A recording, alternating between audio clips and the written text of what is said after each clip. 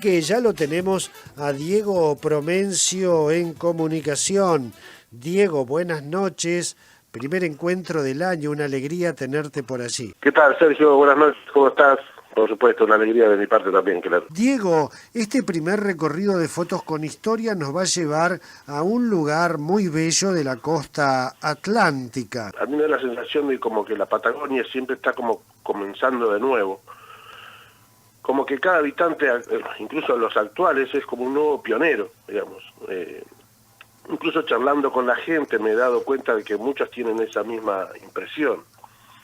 Un gran amigo mío que es bonaerense, pero que es patagónico por opción, porque hace más de 30 años que vive en San Martín de los Andes, el arquitecto Ernesto Werner, que vos le hiciste una nota alguna vez, Así es. me dijo una vez que la Patagonia es la utopía, por lo tanto nunca se alcanza. Y a mí esa frase me quedó siempre en la cabeza y creo que tiene mucha razón. Yo pienso que hoy, digamos, en el siglo XXI, que ya estamos, hay que ser en cierta forma un aventurero para vivir en el sur, sobre todo en el sur más profundo, más alejado de las 5 o 6 ciudades principales, ¿no? que tienen por ahí los servicios normales de hoy en día. Así que con estos personajes, estos pioneros actuales, como te digo, yo por ahí a mí me da una sensación como de transportarme a esa antigua Patagonia, la histórica, de hace 100 años, ponele, y en definitiva mezclarme con ellos me transporta a eso y me hace vivir como aquellos tiempos. Con esto no quiero decir que viven como hace un siglo atrás, pero en cierta forma encuentro ciertas similitudes en el día a día de aquellas épocas. Hoy yo te voy a contar la historia de este increíble lugar muy desolado que se llama Bahía Laura, y algunos de estos pioneros viejos y actuales, como te decía yo, con los cuales tuve el gran placer de conocer, algunos el año pasado y otros este año. Primero, como me gusta siempre, me gusta ubicar el lugar, poner en contexto dónde está ubicado esto, más allá del mapa que yo te pasé. Rápidamente te podría decir que la Bahía Laura es un accidente geográfico de unos 10 kilómetros más o menos, en la costa de la provincia de Santa Cruz, perdón, entre Puerto Deseado y San Julián, más o menos como para que te ubiques, se ubique quien no conoce mucho el sur. Este lugar, digamos, se puede dividir en dos sectores. La parte norte, que es el Cabo Guardián. Yo estoy viendo justamente la foto ahora de la bahía, no sé si estoy en el mismo momento que ustedes. Sí, totalmente. Bueno, la parte norte, que sería en la foto la parte que está a la derecha, es el Cabo Guardián, que tiene un faro muy impresionante, que si bien no funciona, todavía está ahí parado, aunque no sé cuánto tiempo más, y donde existe ahí una colonia de pingüinos de Magallanes, de los más mansos que he visto, porque la verdad que me he podido mezclar entre ellos y sacarle fotos de al lado, incluso dormir en una carpa el año pasado con otro viaje que hice con otro amigo, que dormimos ahí entre medio mismo de los pingüinos. Es una zona de mucha ave marina, digamos, mucho cormorán, gaviota, ostreros negros, bueno, algunas fotos yo creo que te di de estas cosas. Y para el lado sur está la Punta Mercedes, que tiene el faro Campana, o los faros, porque primero hubo uno que se cayó y después hicieron otro que también se cayó, así que en definitiva hay dos, pero caídos. Y es un promontorio así como rocoso, medio parecido en cierta forma a la parte del faro de Cabo Blanco, más al norte. Y de ahí la verdad que tiene unas vistas de las más lindas que hay en la Patagonia. Incluso te diría que una de mis fotos favoritas de mis viajes patagónicos está tomada ahí.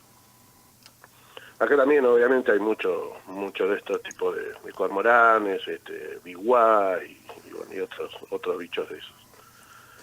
Yo llegué por casualidad acá la primera vez, que fue el año pasado, porque en realidad yo te conté, viajé con un poeta, Héctor Matos, de acá de Bahía, y íbamos de Deseado a San Julián por una ruta provincial, la 47, es una ruta bastante desértica, que no hay ninguna localidad en el medio, digamos, y a mitad de esta me encontré con esos viejos carteles medio despintados, ¿viste? Llenos de tierra, en blanco y negro, apenas legibles.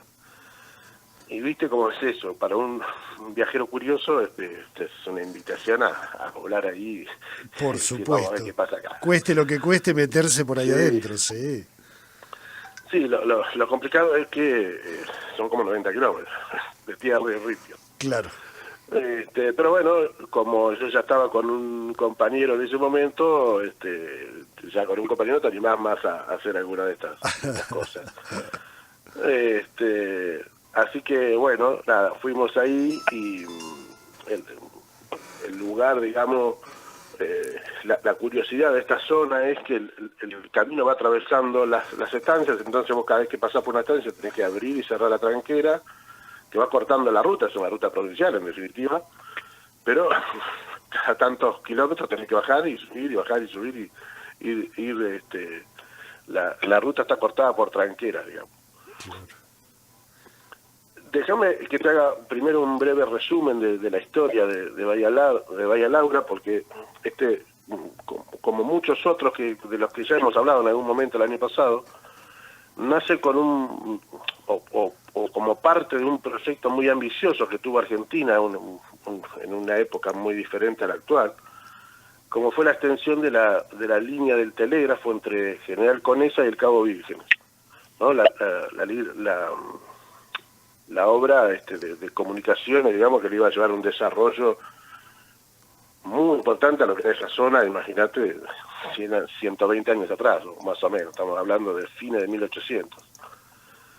Así que luego de que se hizo la obra de esto, también se empezó a hacer, digamos, en cada tantos kilómetros había una estafeta y alrededor de estas, en algunas partes se armó un pequeño pueblo.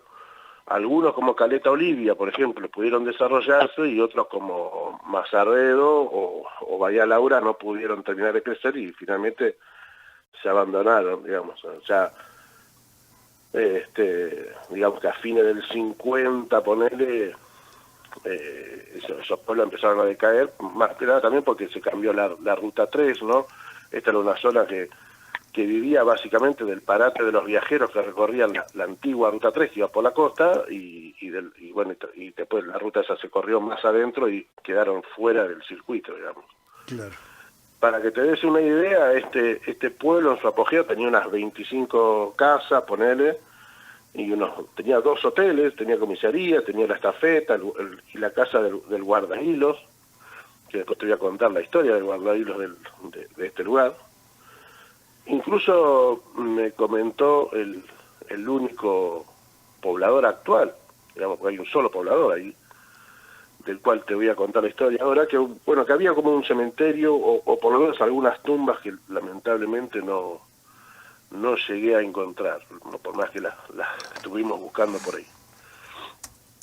Ya, digamos, a partir de la década del 30, el pueblo empieza a perder impulso y principalmente porque los puertos de San Julián y Puerto Deseado se hacen más fuertes y ya la producción no sale por esta zona, así que va desapareciendo, y ya para la década del 50, 60 solo quedaba la estafeta, el guardahilo y no mucho más. Después se hizo acá una reserva natural provincial, que se llama así, Reserva Natural Provincial Intangible Bahía Laura, con el objetivo de preservar todas las colonias hay una variedad de aves marinas muy interesante, muy grande, pero bueno, la reserva nunca contó con guardaparque, así que nunca, ni tiene ningún tipo de infraestructura, así que básicamente la protección que tiene es la buena voluntad de la gente y no mucho más que eso.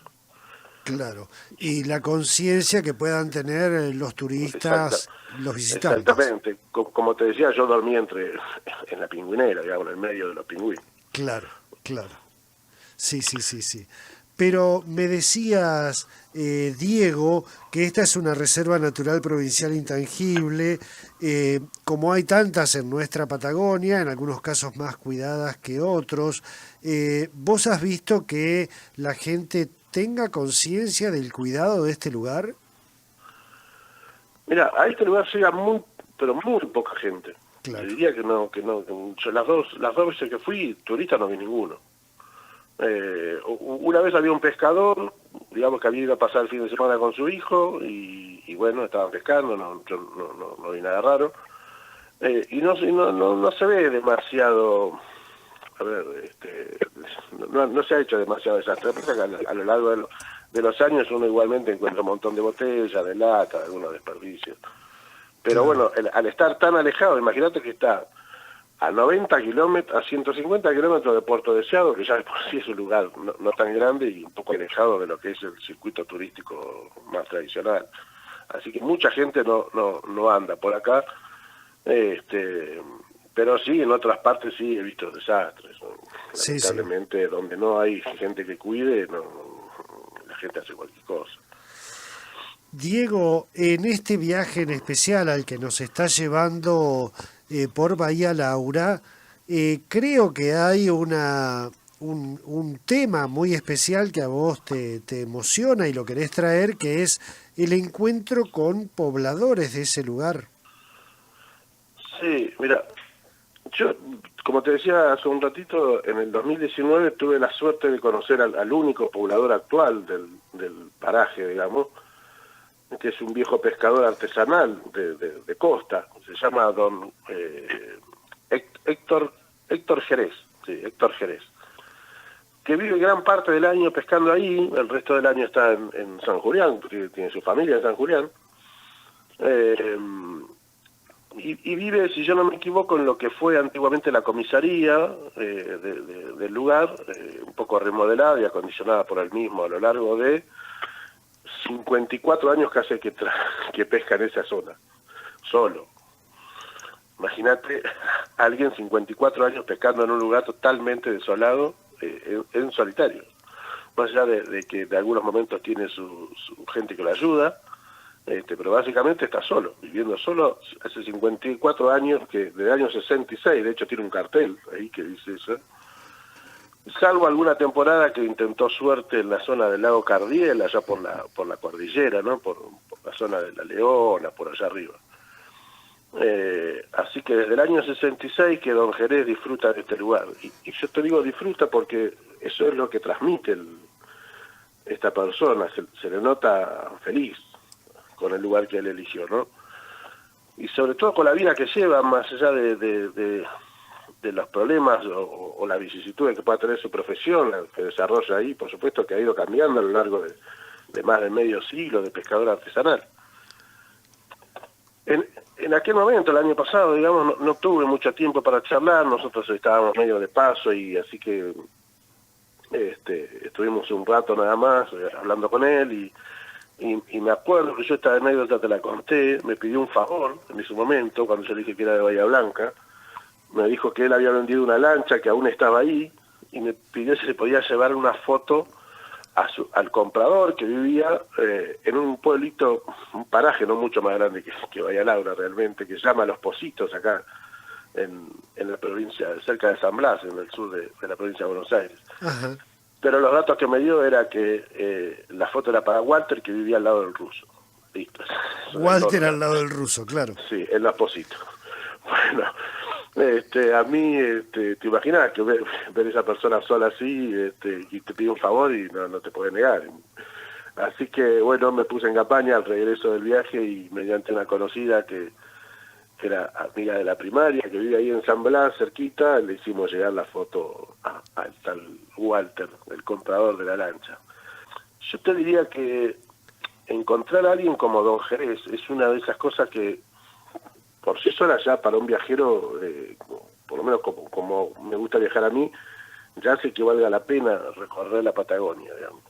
Claro. Uno se da cuenta que de estas historias hay muchas, ¿no?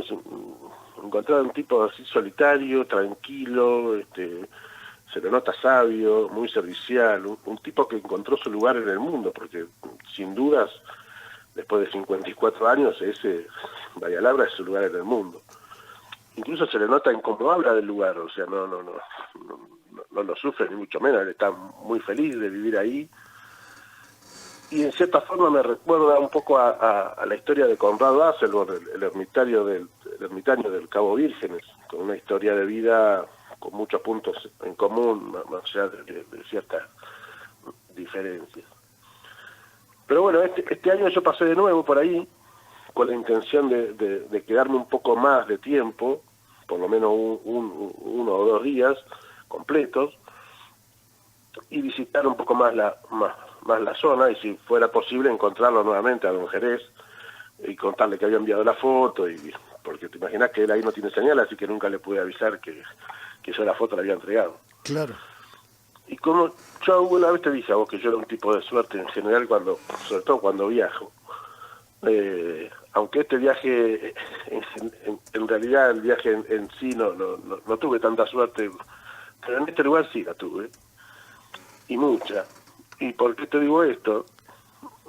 Porque al llegar, además de encontrar a don Jerez, que estaba muy sorprendido por mi nueva visita, se acordaba, por supuesto, me encontré con otras personas, en este caso 2 hermanos, se llaman Vicente y Santiago Pereda, de apellido, nacidos ahí mismo, en Bahía Laura, hace 60 y pico de años atrás, no recuerdo exactamente qué edad tiene cada uno, pero tenían 60 y pico, y que hacía más de 30 años que no regresaban, así que imagínate que yo justo llego el día, me encuentro con esos pobladores, que seguramente son de los muy pocos que nacieron ahí.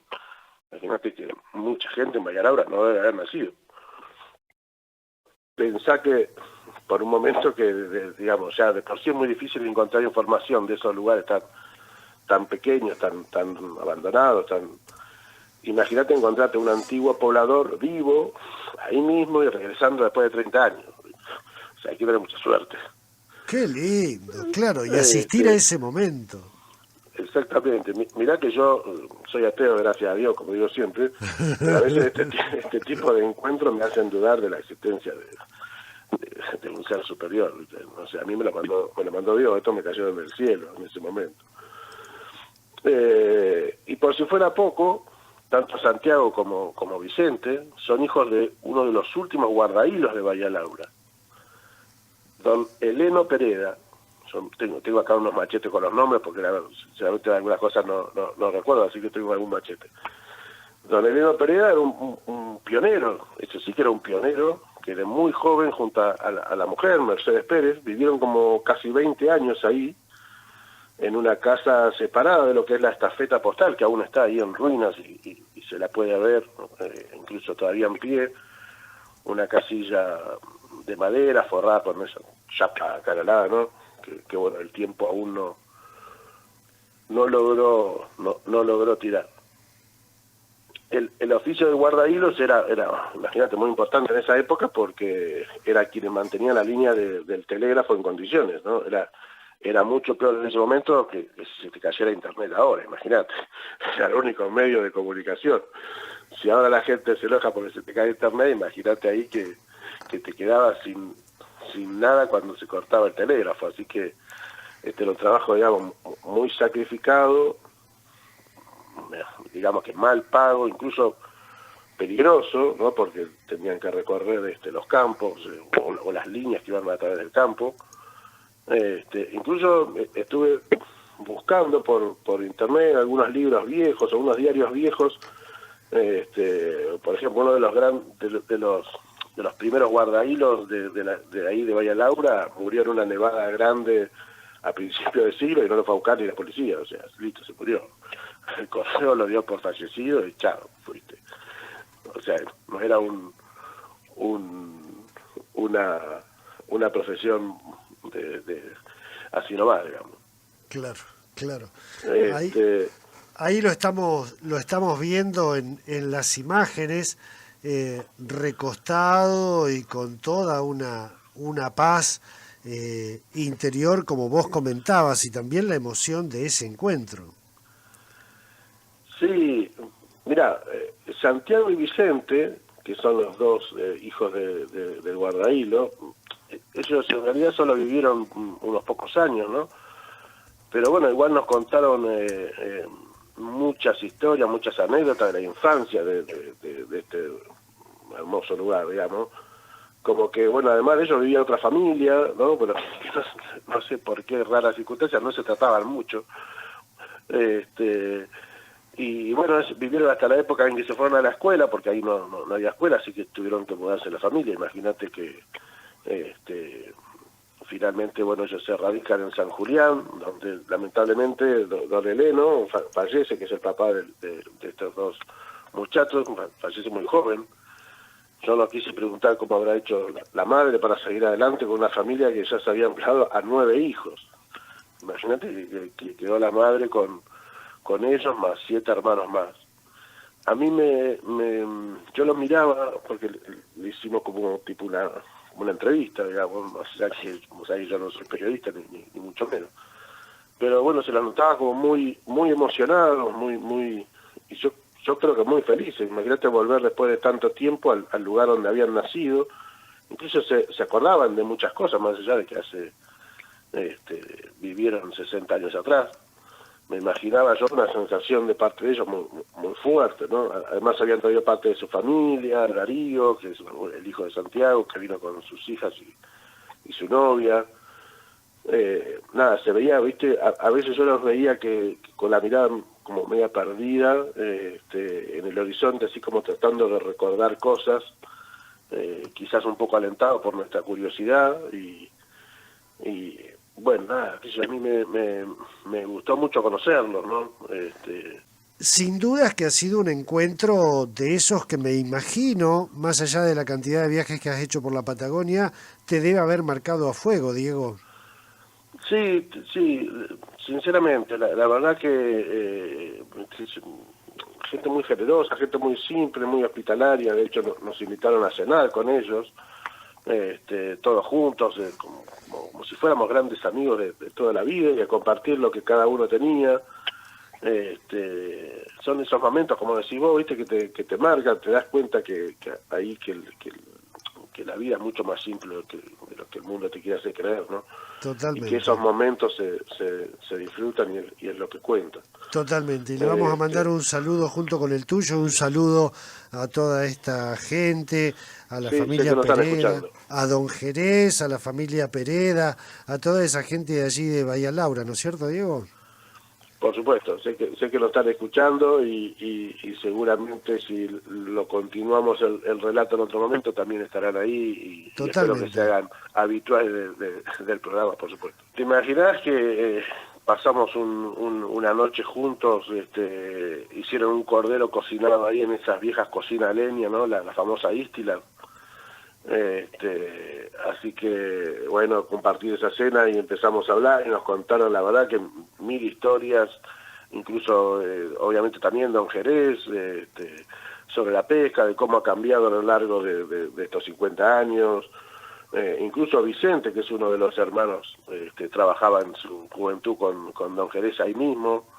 Por eso espero que les perdura la amistad. Mirá lo que dice Hablamos. acá Damaris Pereda. Gracias por la entrevista a mi tío Santiago y mi papá Vicente. Agradecidos de que cuenten su historia, Diego.